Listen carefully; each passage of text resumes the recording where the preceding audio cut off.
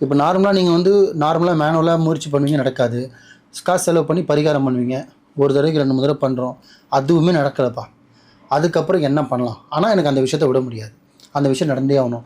அது உடல் ரீதியாக பாதிப்பாக இருந்தாலும் சரி, மன ரீதியாக பாதிப்பாக இருந்தாலும் சரி, ஃபேமிலி ப்ராப்ளமாக இருந்தாலும் சரி, கணவன் மனைவி பிரச்சனை சரி, குழந்தையாக இருந்தாலும் சரி, ஒரு தனிப்பட்ட மனிதனுங்க நல்ல விஷயத்துக்கு, கெட்ட விஷயம் கிடையாது.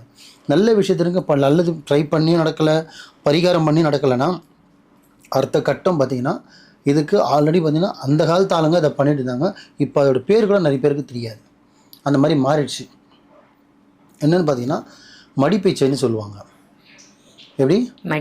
மடிப்பிச்சைன்னு சொல்லுவாங்க. யாசகம் கேட்குறது. எப்படின்னா, இப்போ சாப்பாடுக்கு கூட வழி இல்லாத ஒரு பர்சன் போயிட்டு யாசகம் கேட்குறது அவனுக்கு பெரிய விஷயம் கிடையாது.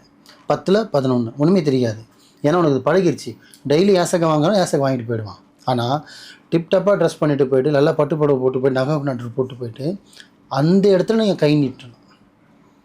எப்படி? இப்போ ஒரு முருகன் கோயிலாகட்டும், இல்லை ஒரு பள்ளிவாசல்லையாகட்டும், இல்லை ஒரு கோவில்லையாகட்டும், நீங்கள் எந்த கோயிலுக்கு போகிறீங்களோ, எந்த சாமிகிட்ட நீங்கள் வேண்டுறீங்களோ, உங்கள் வேண்டுதல் இதுவாக தான் இருக்கணும். என்னென்னு, உங்களுக்கு என்ன விஷயம் நடக்காத ஒரு காரியம் இருக்குதோ அந்த விஷயத்துக்காக மட்டும் அந்த மடிப்பேச்சா உனக்காக நான் ஏந்துறேன், எனக்கு இந்த விஷயத்தை முடிச்சு கூட நின்று அதே கோவிலில் வரிசையில் நின்று வெளியில் கேட்டுக்கு வெளியே நின்று நீங்கள் எந்த ட்ரெஸ்ஸில் போட்டிருந்தாலும் அதெல்லாம் பார்க்காம அப்படியே மடிப்பீச்சை எடுத்து அந்த காசால் நீங்கள் அந்த கோவில் உண்டிலையும் போடலாம். அந்த காசை 2வது விஷயம் நீங்கள் அன்னதானமும் பண்ணலாம்.